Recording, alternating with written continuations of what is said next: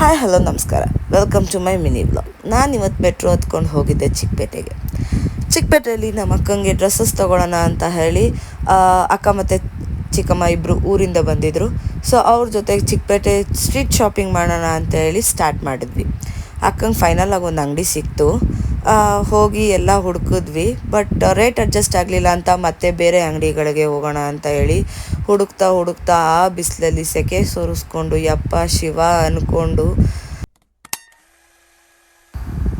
ಫೈನಲಾಗಿ ನಮ್ಮ ಚಿಕ್ಕಮ್ಮಂಗೂ ಸುಸ್ತಾಗಿತ್ತು ಅಂತ ಹೇಳಿ ಒಂದು ಕಡೆ ಕೂತ್ಬಿಟ್ರು.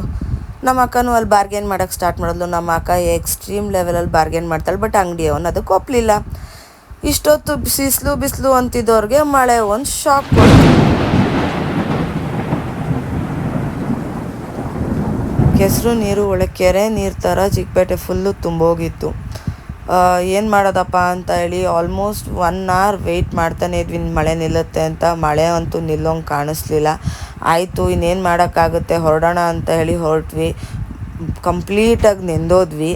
ಬಂದಿದ್ದಕ್ಕೆ ಅಟ್ಲೀಸ್ಟ್ ಡ್ರೆಸ್ ಆದ್ರೂ ಸಿಗುತ್ತೋ ಇಲ್ವೋ ಪರವಾಗಿಲ್ಲ, ಐಸ್ ಕ್ರೀಮ್ ಆದ್ರೂ ತಿನ್ಕೊಂಡು ಹೊರಡೋಣ ಅಂತ ನಾವು ತಿನ್ಕೊಂಡು ಹೊರಟಿದ್ದೆ ನಮ್ಮೂರು ಹಾಸನ ಕಡೆಗೆ. Thank you so much. ನನ್ನ ವ್ಲಾಗ್ ಇಷ್ಟ ಆಗಿದ್ದರೆ ಲೈಕ್ ಮಾಡಿ, ಶೇರ್ ಮಾಡಿ, ಸಬ್ಸ್ಕ್ರೈಬ್ ಮಾಡಿ.